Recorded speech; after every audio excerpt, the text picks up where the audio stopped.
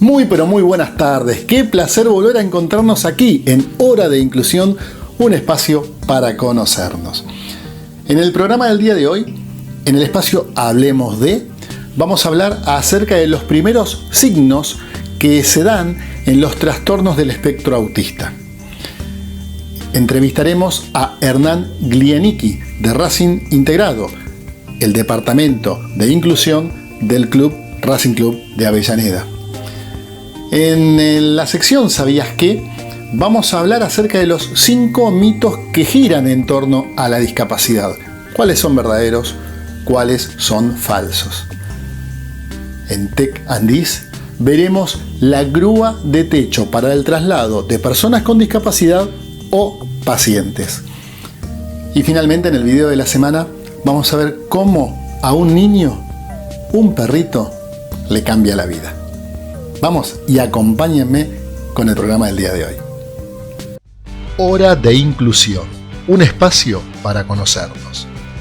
Compartiremos entrevistas a profesionales médicos, terapeutas, familias y pacientes. Además, conoceremos algunas historias de vida, hablaremos acerca de temas inherentes a diferentes discapacidades y disfrutaremos del video de la semana, entre otras propuestas. Hora de Inclusión, nuestro espacio para compartir. En el día de hoy vamos a ver cuáles son los primeros signos que se presentan, a los cuales hay que prestarle atención relacionados con los trastornos del espectro autista.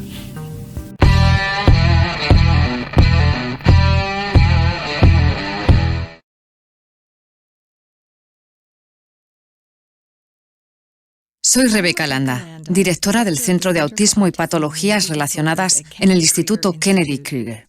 Está a punto de ver un breve tutorial que muestra los primeros signos de los trastornos del espectro autista, TEA. Usted verá 3 pares de vídeos de niños de 1 año de edad. Dentro de cada par de vídeos aparecerá un niño con desarrollo normal, seguido por un niño que muestra los primeros signos de TEA.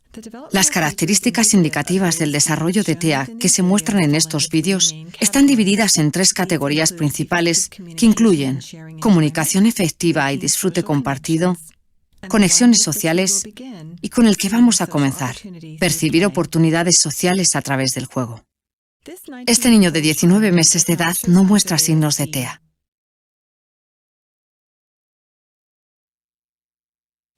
Él ha optado por jugar con las pelotas. Rápidamente integra a la examinadora en su juego. Imagina que las pelotas son alimentos y ofrece un bocado a la examinadora.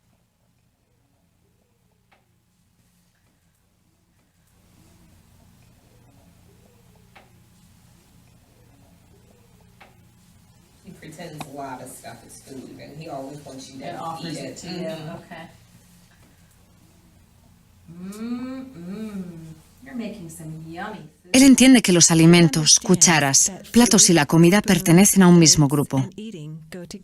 Mientras crea una actividad de juego simbólico, sigue siendo consciente de las personas cercanas. Disfruta incorporando la interacción social en su juego y ofrece a la examinadora un bocado. El niño puede prestar atención a la vez a la mujer, a la muñeca y a la comida imaginaria. Comparte su entusiasmo sobre los juguetes con la examinadora al mirarla y sonreír. Después de los comentarios de la examinadora sobre que los alimentos están calientes, el niño sigue su juego y su idea.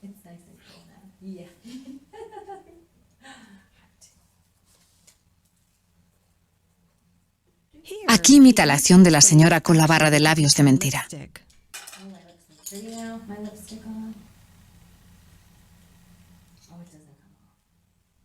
Esto le ayuda a aprender habilidades de juego y al mismo tiempo sincroniza su acción con las acciones de otros.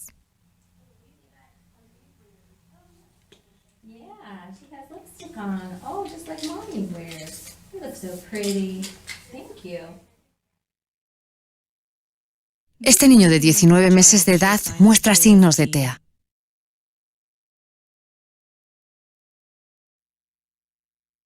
El niño muestra gran interés en el teléfono de juguete.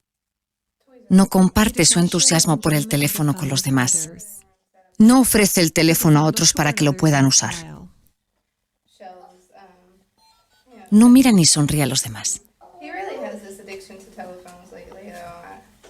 It's okay though, because it's helping him to make sounds. So there's probably like 10 telephones laying around my house because he walks around carrying them and sits them down, and then he goes on to the next one.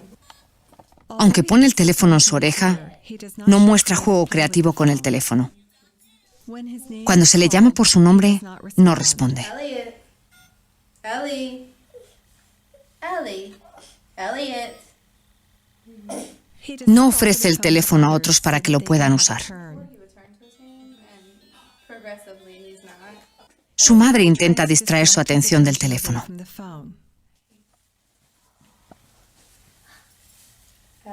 Let mommy see the phone. Let mommy see it. Let mommy see the phone. Are you being difficult now? Are you being difficult? There you are. Ella empieza a hacerle cosquillas. A pesar de que parece disfrutar de las cosquillas, el niño no mira a su madre, ni hace ningún contacto social con ella. No trata de comunicarse con su madre para mantener el juego social en marcha.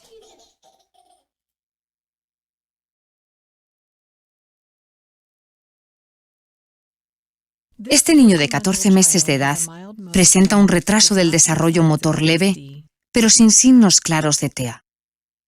A medida que explora los nuevos juguetes, se mantiene al tanto de las personas cercanas.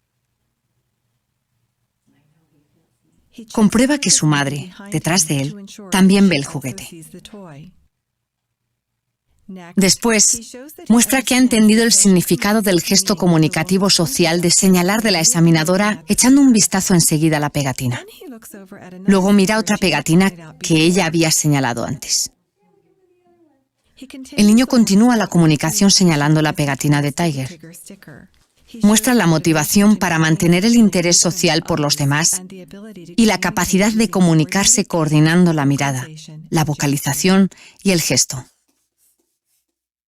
Este niño de 14 meses de edad muestra signos de TEA.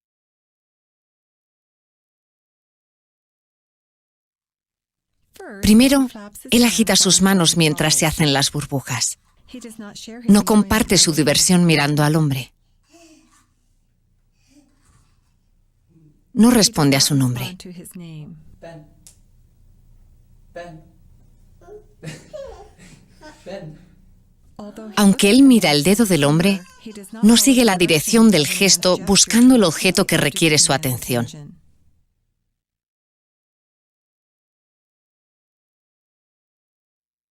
Esta niña de 14 meses de edad no muestra signos de TEA. Mientras ella disfruta mirando y explorando el juguete, contacta con las personas cercanas.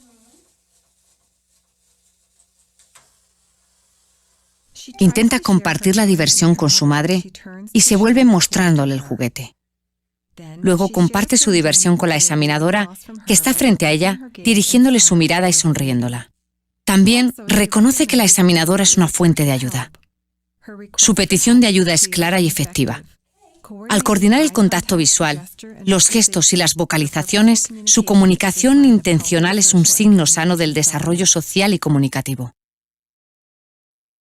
Este niño de 14 meses de edad muestra signos de TEA.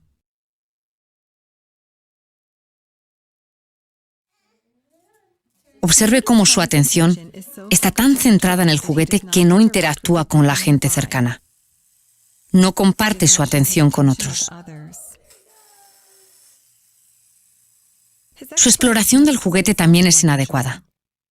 Deja caer el juguete sobre la mesa y observa su movimiento. Cuando el juguete deja de moverse, no usa el contacto visual, la vocalización ni los gestos para pedir ayuda.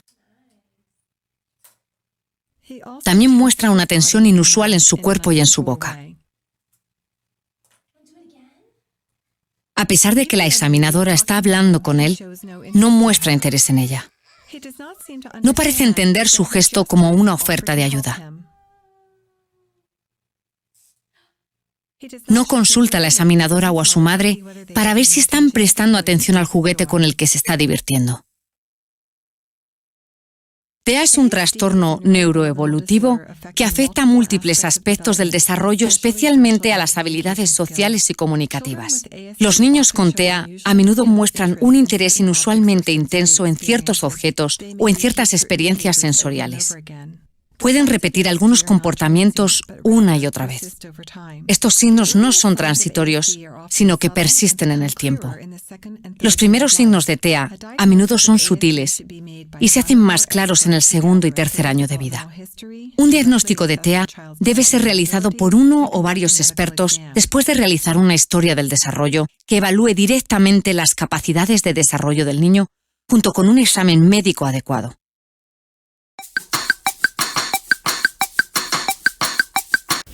Como siempre digo, es bueno saber esto, pero siempre tiene que haber un profesional, ya sea en materia médica, en materia psicológica o terapéutica, que los asesore y que les dé la opinión profesional, como corresponde.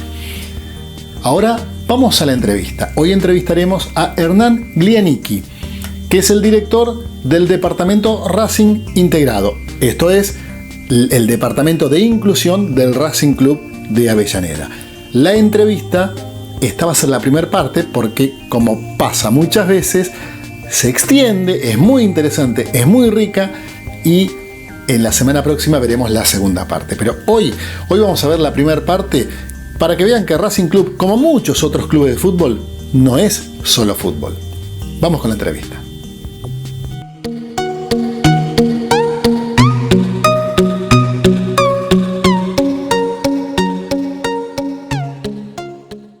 Buenas tardes, Hernán. ¿Cómo estás? Un gusto tenerte en nuestro programa Hora de Inclusión, un espacio para conocernos. ¿Cómo estás?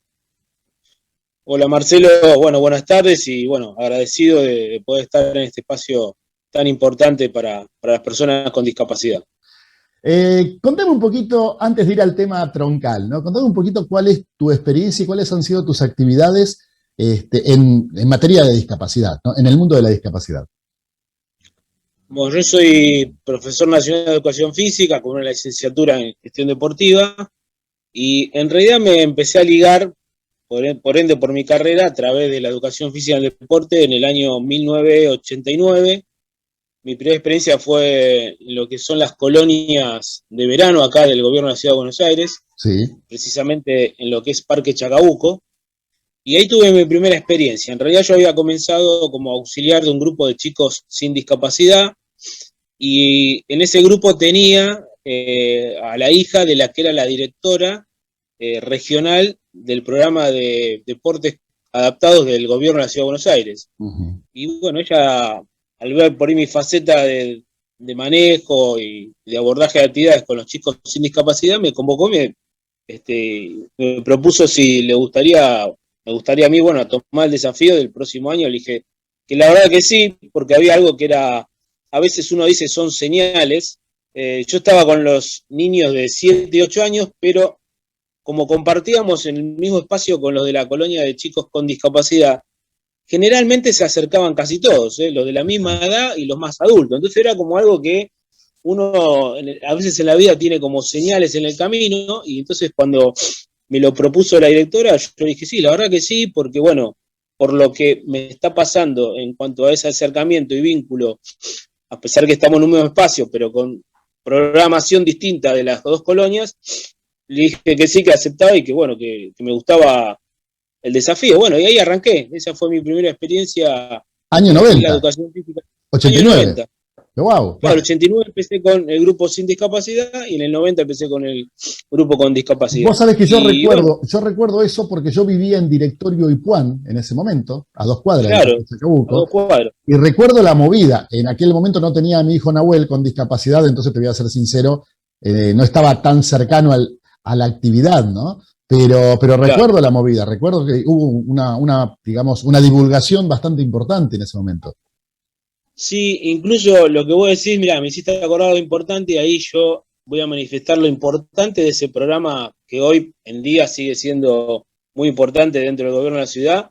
En un momento, como siempre, había los problemas de presupuesto con los docentes, de pagar contratos, y hubo una gran movida y movilización de los padres Claro. de los chicos con discapacidad de Parque Chacabuco, porque era el parque más grande y principal, pero en los demás parques también se unieron los padres y hubo una movilización muy grande que salió en los medios, que durante un tiempo, te diría un par de años, fue la colonia que no solamente más creció, sino que a pesar de los cambios, por así decirle, de distintos índole ideológica, partidaria en el gobierno de la ciudad, fue la colonia que nunca hubo más problemas ni con los docentes ni con los profesionales en cuanto a que si había un problema de presupuesto, bueno, punto uno, la colonia de personas con discapacidad, ese problema lo tenía ya resuelto. Claro. Pero me haces acordar la fuerte impronta de los padres, porque los padres lo que en ese momento pedían era que, bueno, era su espacio de sus hijos, donde se sentían felices, donde tenían pertenencia,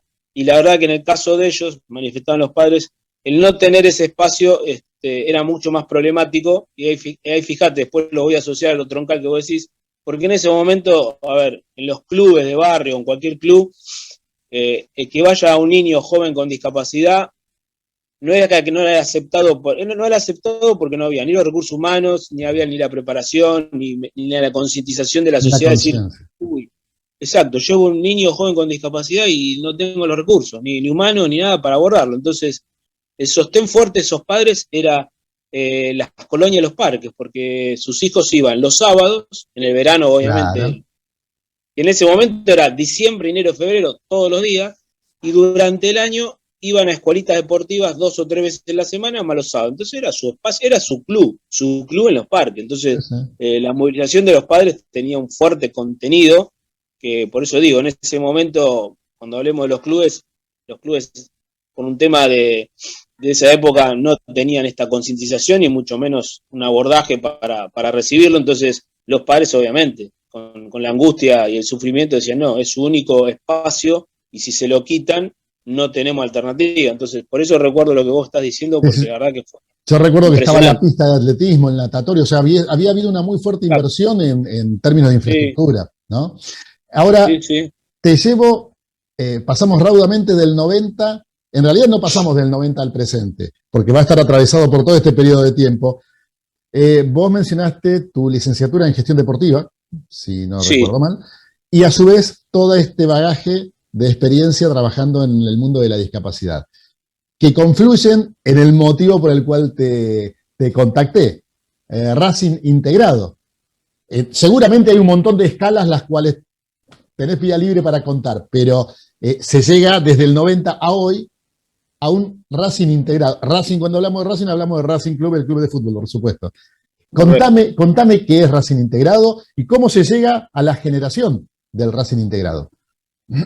Bueno, Racing Integrado es el departamento de personas con discapacidad del Racing Club, que fue creado el 25 de octubre de 1995, en una propuesta que yo acerqué al club con varios miembros. A ver, yo en el 95, hago este paréntesis, había ingresado como dirigente joven a los 25 años en Racing, en lo que era la subcomisión de juventud, y en el seno con mis compañeros dirigentes jóvenes de ese momento, yo propuse la idea, gustó, la presentamos a la comisión directiva, al presidente, que en ese momento era el doctor Osvaldo Otero, quien había sido secretario de Deportes de don Raúl Ricardo Alfonsín, Claro. del gobierno nacional, y fue aceptada, porque la verdad que, a ver, nosotros teníamos todos los prejuicios, porque plantear en esa época, en un club de la magnitud de Racing, crear un área que donde obviamente el fútbol gira todo, en los dirigentes y en todos los clubes, sean grandes, chicos, medianos, pero el fútbol es lo que gira troncalmente, era un desafío enorme. Se aceptó, pero también antes, en eso que vos decís, la génesis fue justamente, yo después de mi experiencia que te decía de Parque Chacabuco y también estuve en otros parques, en el 92 me llega también el desafío y el nombramiento como entrenador paralímpico de la selección argentina con discapacidad mental. Ajá, selección argentina de fútbol. No, de natación. De natación, mirá. de natación, porque en España, en el año 92, en los Juegos de Barcelona, Sí. se hacían los primeros Juegos Olímpicos para deportistas con discapacidad mental, porque desde Roma en 1960, los Juegos Paralímpicos albergaban deportistas con discapacidad Física, motora, parálisis motor. cerebral, ceguera, pero no estaban incluidos los deportistas con discapacidad mental. Bueno, en ese desafío soy designado de una presentación así de concurso, de currículum. Yo ya había, ya hasta en ese momento había estudiado, más allá del profesorado que lo estaba haciendo, ya me había recibido como entrenador de natación. Y bueno, fui elegido y esa fue la primera experiencia fuerte porque a través de ese equipo de nadadores, que eran 6 nada más, una sola nadadora, Erika, y los demás todos varones, Ajá. de ese grupo de chicos, de los 6, había 3 que eran de Racing. Y justo aproveché el 95 con la creación para que esos luego nadadores que habían tenido un éxito rotundo en los Juegos Paralímpicos, ya sean nadadores representativos del club, no solamente en discapacidad. Como el club ya tenía un equipo de natación máster, bueno, ellos también integraban en forma inclusiva los torneos que se iban, y ahí empezamos a romper también ciertas barreras, ¿no? Porque cuando anotábamos en la famosa varadero o en las carreras de agua abiertas, uno notaba que eran nadadores y tenían promedios de tiempo hasta superiores a cualquier nadador que no tuviese una discapacidad. Entonces, Ajá. eso fue como un primer camino de apertura en muchas cabezas de muchos lugares. Y bueno, esos nadadores en realidad fue la génesis del proyecto que yo presento, por eso lo quiero relacionar, Está en perfecto. 1995. En 1995, cuando yo presento el proyecto en Racing, hablo de estos nadadores que en esa época, antes de irnos a España en el 92, en el 91 entrenábamos en la pileta olímpica del estadio de Racing, con lo cual ya había antecedentes, y bueno, cuando me toca llegar a la dirigencia en el 95, es algo que había tenido mala experiencia en España, con los países europeos, con otra cabeza, con otros adelantos. Yo dije, bueno, nosotros tenemos nuestra cultura, en nuestro país la cultura es de los clubes no tienen instalados espacios ni tampoco áreas de este tipo, y se me ocurrió, ojo, en Europa tampoco, en Europa tienen otro concepto que es más de lo privado o lo estatal. Los clubes allá en esto tampoco tenían, no era que los grandes equipos o de allá de Europa tenían instalada el área, en realidad era novedosa a nivel mundial, por eso cuando nosotros la creamos, dijimos, es el primer club en el mundo que se aprobó la creación de un área de discapacidad. Después de ahí empezaba otro camino, pero no había ningún antecedente en el mundo, llamado en los clubes de fútbol, de la creación de un área con esta magnitud. Y bueno, ahí empezó el derrotero, eso es Racing integró la creación y todo el desarrollo que tuvo, bueno, hasta el día de hoy, que cumplimos este año 26 años. 26 años. Ahora, en un rato vamos a llegar al presente, pero a lo largo de estos 26 años, sin duda evolucionó, sin duda creció, y sin duda la gente, no me refiero solo al socio de Racing o hasta quien está cerca del club, aunque no sea socio, me refiero a la gente en general. Va tomando conciencia, hay un lugar de referencia, claramente, ¿no? ¿Qué pasó desde el 95 hasta el 2020/21 con el proyecto Racing Integrado? ¿De qué forma fue creciendo para luego llegar al presente? Bueno, lo que vos decís, Marcelo, es muy importante. A ver, empezamos a generar conciencia, difusión, visibilidad. O sea, se creó en forma jurídica e institucional el área, ya como un área ya permanente del club, que eso es lo importante para estar dentro del estatuto, que es un montón, una de las cosas que nosotros hacemos hincapié en todo club, que por semana o cada 15 días nos llaman para asesorarse, tiene que ser un área más, como la de prensa, como la de fútbol, no puede ser algo que sea, digamos, hoy está y mañana no. Entonces, eso es un tema de concientización que empezamos a trabajar mucho.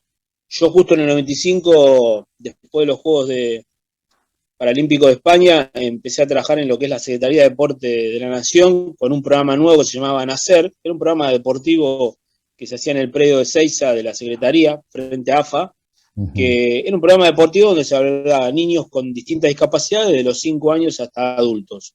Y lo primero que hice, como para darle un fuerte impacto, fue hacer un acuerdo con la Secretaría de Deportes, donde esos niños, que eran alrededor de 300, durante todos los sábados, durante más de un año, venían a las instalaciones de Racing. O sea, ¿cuál era el objetivo? O sea, si bien el predio de la Secretaría de Deportes era un predio hermoso y lo sigue siendo, con aire libre, verde, el tema era que esos chicos transiten la vida y la vivencia de desarrollar una actividad deportiva dentro de un club, que no estaba instalado. Claro. Entonces, durante el año, la verdad que fue un impacto muy grande, que eso empezó a concientizar bastante, porque imagínate que durante un año 300 chicos concurrían a la pileta donde estaban los socios y otros niños sin discapacidad. Claro. Iban a las instalaciones a jugar al básquet, al fútbol, al handball, donde eran las mismas instalaciones que jugaban los niños sin discapacidad.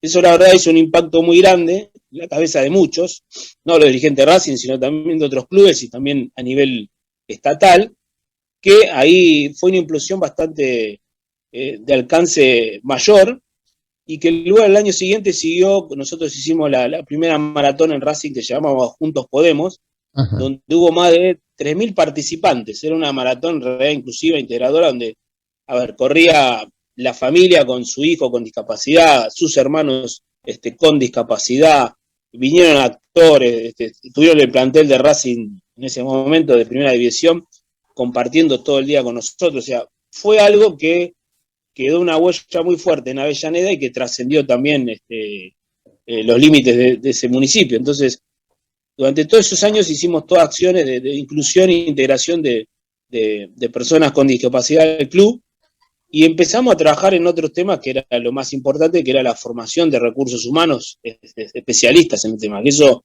también era algo que nosotros vivenciamos en esos años cuando las familias venían y decían, bueno, mi hijo quiere hacer natación, pero no estaba el recurso humano apropiado para hacerle todo el proceso de enseñanza-aprendizaje. Bueno, Claro. ahí empezamos a trabajar en la captación y en la formación de muchos docentes de educación física, que son los primeros que empezaron obviamente a hacer el proceso de enseñanza con cualquier niño, joven o adulto que se acercaba al club. Y ese fue y sigue siendo nuestra gran vanguardia, porque el tener un equipo hoy interdisciplinario, pero en ese momento empezar con los profesores de educación física, porque eran los que impartían la actividad deportiva, fue ese eslabón importante que hizo crecer el departamento en lo que es el área deportiva. A ver, entonces tenemos que por un lado se trabajó en estos años muy fuerte en la capacitación del recurso humano en diferentes áreas relacionadas con la integración y con la discapacidad. Se trabajó en concientización, especialmente de la cúpula dirigencial, ¿no? No solamente a nivel deportivo, sino a nivel nacional. Y Exacto. también se trabajó, porque no se dejó de trabajar, y este es un punto que lo destaco, en la estimulación de los chicos y de las chicas, en la estimulación, en la participación y en la integración. Es decir, no es que, bueno, a ver, paremos el programa y empecemos a dar charlas para concientizar. No. Las tres cosas fueron haciéndose al mismo tiempo. Y hoy, por ejemplo, si yo fuera familiar de una persona con discapacidad que deseara acercarme al club, independientemente de mis colores futbolísticos, que sabemos, yo soy de San Lorenzo, pero acá en este caso los colores no cuentan, por supuesto. Trasciende o en todo la caso camiseta. unen, en todo caso es la excusa para juntarse, ¿no? ¿Qué puedo yo, y más aún, mi familiar, mi hijo, qué puedo obtener como socio del club y qué necesito para integrarme al Racing Integrado, para formar parte del Racing Integrado? ¿Qué obtengo? ¿Qué beneficios tengo? ¿Y qué necesito realizar para asociarme?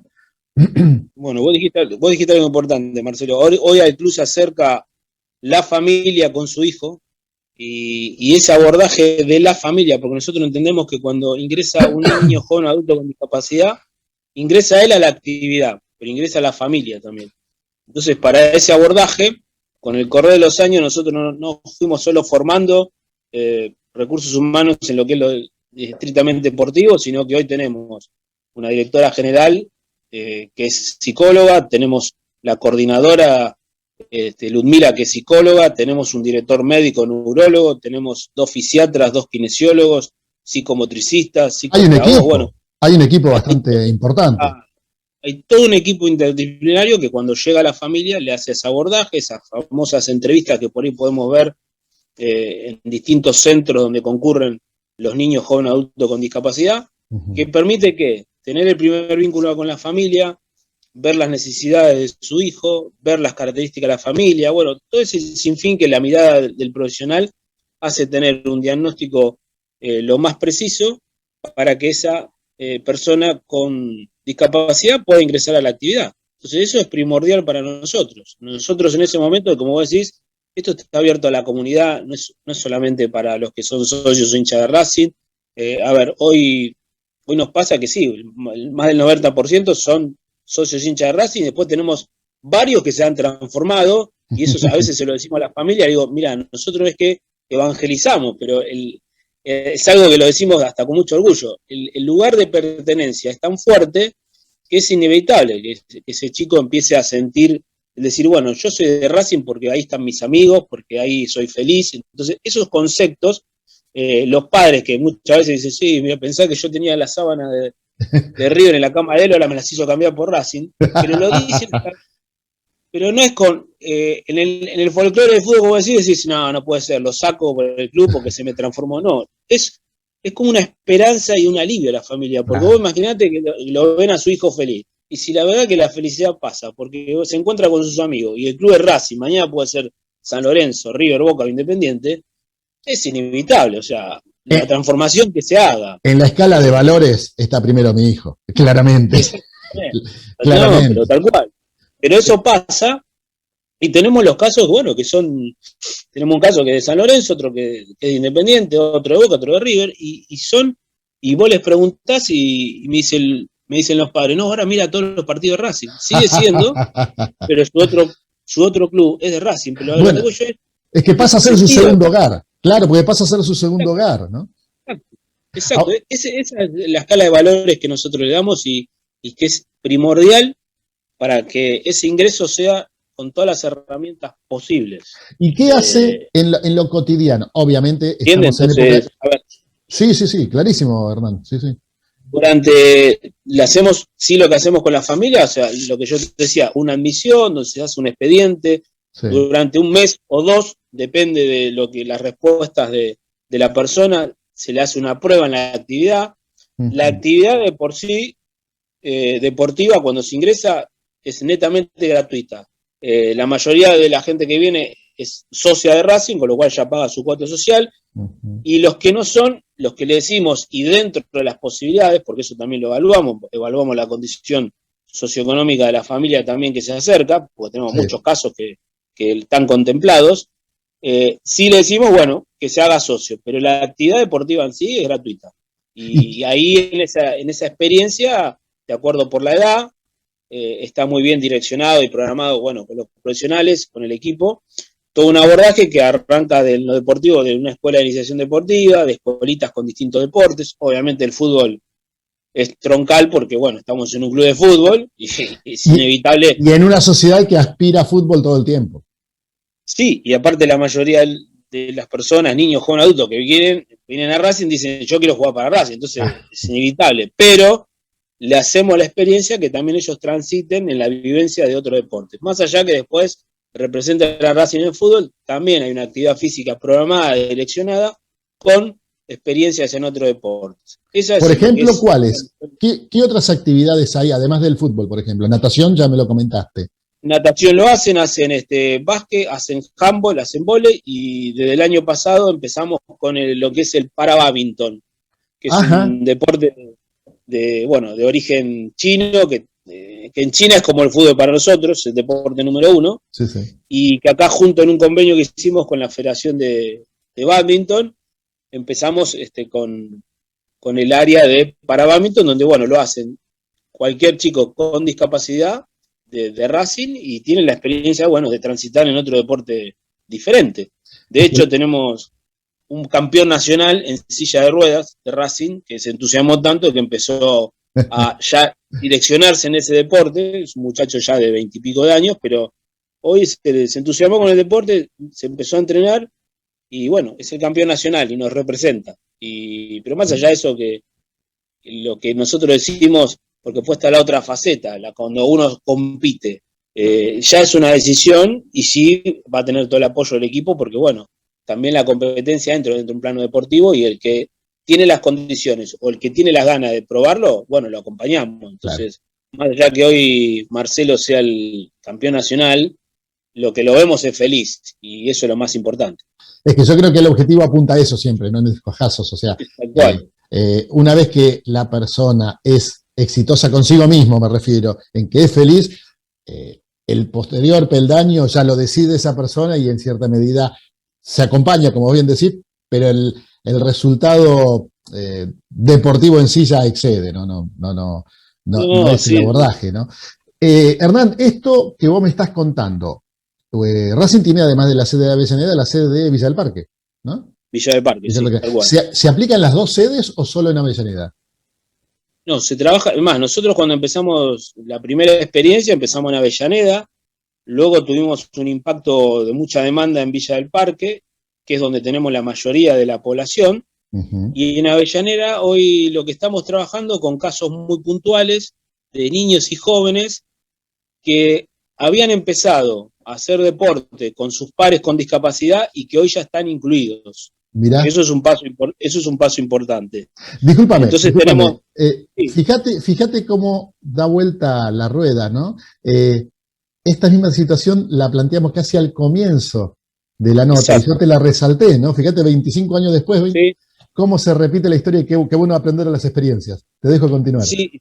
Si vos me decís, ¿estaba programado? No, no estaba programado, pero muchos de los chicos que van a Villa del Parque, que comparten su espacio deportivo con sus amigos, puntualmente los sábados y algunos en la semana, muchos, como Avellaneda es la parte más competitiva, bueno, los que lograron ese paso que quisieron abordar el tema competitivo, ya lo están haciendo e incluidos con sus pares sin discapacidad, con lo cual ese Claro.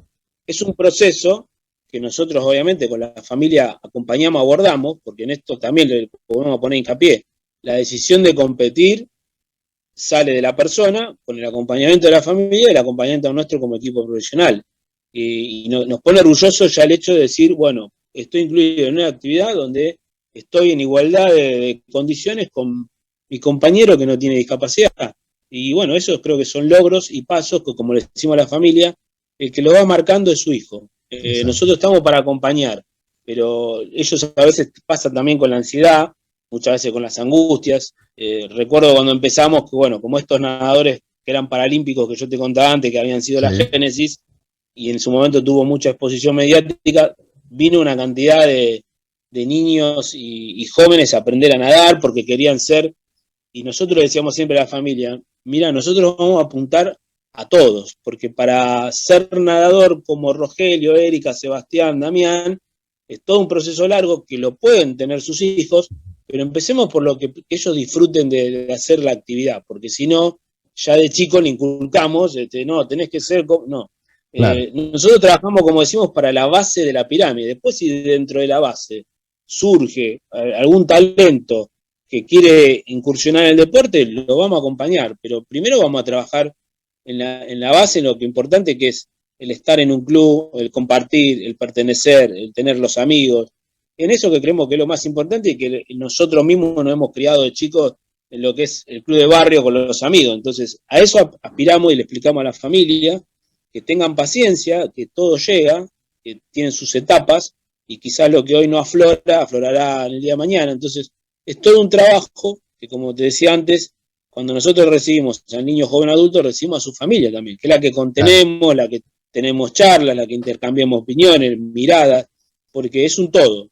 Todo es la familia, no solamente el niño, joven o adulto que ingresa. Así que eso hoy estamos, la verdad, muy orgullosos y obviamente, como es un impacto también, a pesar que Racing tiene varias sedes y los espacios físicos cada vez abundan menos, porque bueno, hay también que compartirlo con muchas actividades, hoy estamos orgullosamente, como decirlo, bueno, con una población interesante, haciendo actividad deportiva en el club y participando también de muchas otras actividades que el club hace, donde ellos incursionan, sea el arte, la cultura, o sea que le ha abierto un panorama, no solamente deportivo, sino también en otros aspectos. Hernán, te invito a quedarte, vamos a hacer un breve descanso y continuamos en una segunda parte de esta entrevista. Dale. Dale, perfecto.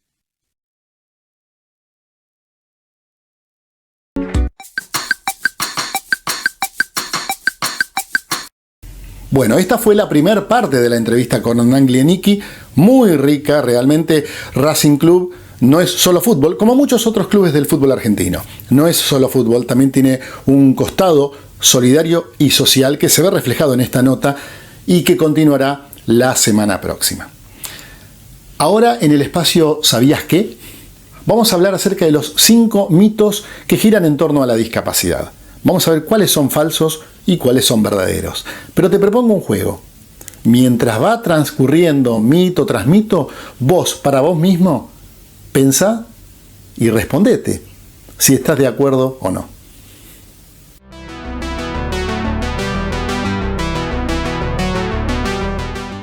La diversidad y la inclusión son temas fundamentales en nuestra formación. Por ello, es importante que aprendamos a incluir a las personas con discapacidad.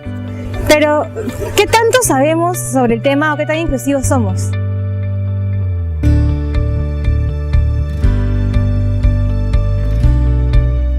Siempre solemos escuchar que se dicen muchas cosas sobre las personas con discapacidad, pero el día de hoy vamos a develar la verdad detrás de esos mitos. El primero de ellos, la discapacidad proviene de la persona. Este mito es falso. La discapacidad no proviene de la persona. Por el contrario, la discapacidad surge únicamente cuando la deficiencia de una persona interactúa con las diferentes barreras que existen en la sociedad. Así, por ejemplo, una persona con movilidad reducida o que utiliza silla de ruedas únicamente va a tener discapacidad cuando se enfrente a una infraestructura que no sea accesible, como puede ser, por ejemplo, un edificio donde únicamente existan escaleras para acceder a los pisos superiores. Por el contrario, si la persona con discapacidad encuentra un edificio en el cual hay ascensores, rampas y diseño universal, podrá desplazarse en igualdad de condiciones con el resto de personas, eliminando así por completo la discapacidad. Ahora veremos el mito 2. Las personas con discapacidad siempre necesitan ayuda de alguien para realizar sus actividades. Este mito también es falso. Las personas con discapacidad día a día se enfrentan a una ciudad que no es nada amigable con ellas. Así, se enfrentan a vías y veredas que no tienen las rampas necesarias para que ellas puedan desplazarse y a un sistema de transporte caótico que no las toma en cuenta al momento de ser diseñada. Así que, si la persona con discapacidad requiere tu ayuda, te lo hará saber. De la misma forma, es necesario tener en cuenta que la persona con discapacidad desea que se respete su autonomía y que se tomen en cuenta las decisiones que quiere tomar sobre su vida. Y ahora pasamos al mito número 3. Todas las personas con discapacidad tienen dificultades para el aprendizaje. Este mito también es falso. Todos y todas aprendemos de maneras distintas, es decir, cada persona tiene preferencias por diferentes métodos y formas de estudiar. En el caso de las personas con discapacidad también es similar. Algunas personas van a requerir de intérpretes de señas para poder seguir lo que dice un profesor. Otras van a requerir la digitalización de textos para poder seguir las lecturas que se asignen. Y finalmente habrá un grupo de personas que requieran modificaciones curriculares significativas para poder mantenerse en clase en igualdad de condiciones con el resto. No obstante, esto no significa que las personas con discapacidad no puedan estudiar con otras personas. Así que este mito también es falso. Y ahora vamos a ver el mito número 4. Las personas con discapacidad generan mayores gastos para todos. Este mito es parcialmente falso. Sí es cierto que la inclusión puede llegar a generar mayores costos. No obstante, esto se debe principalmente a que las infraestructuras y servicios que utilizamos diariamente no han sido diseñados teniendo en cuenta las necesidades de las personas con discapacidad. En ese sentido, eso nos obliga a, de manera posterior, cambiar escaleras por rampas, instalar ascensores, modificar diseños y aumentar presupuestos. No obstante, si se tienen todas estas consideraciones de manera previa, es posible generar infraestructuras accesibles como lo es el complejo de innovación académica que está en nuestro campus. Y ahora vamos a ver el mito número 5. Las personas con discapacidad quieren librarse de la discapacidad. Este mito también es falso. La mayor parte de personas con discapacidad no piensa constantemente en cómo librarse de la discapacidad. Por el contrario, entienden que la discapacidad forma parte de su identidad. Esto quiere decir que quieren que la sociedad reconozca su diferencia como parte de la diversidad que existe en todo el género humano y que finalmente a lo que nos lleva es a decir que todos somos iguales en esta sociedad. Bueno, finalmente pudimos develar la incógnita, ¿no? De 5 mitos, 4 son falsos y uno medianamente verdadero y medianamente falso. También lo importante es cómo fueron tus respuestas. No hace falta que me lo digas a mí, lo importante es cómo te sentiste vos con esas respuestas. Ahora vamos a pasar a el segmento Tech and Dis. Hoy vamos a ver una grúa de techo para el traslado de personas con discapacidad o de pacientes que estén postrados en la cama. Cómo trasladarlos desde la cama hacia el baño.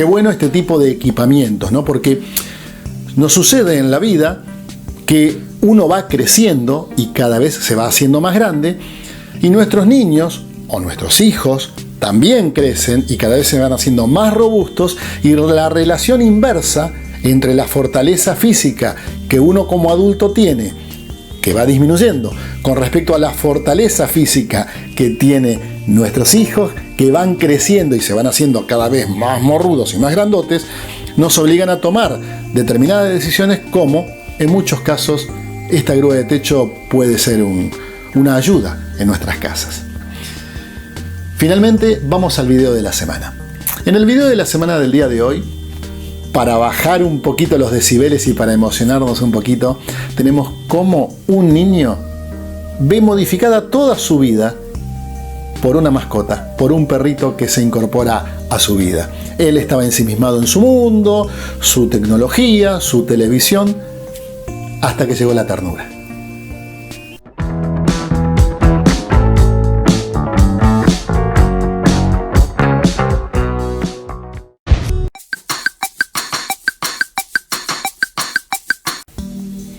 Este video nos demuestra que muchas veces tenemos cosas en común que no miramos con quien tenemos al lado.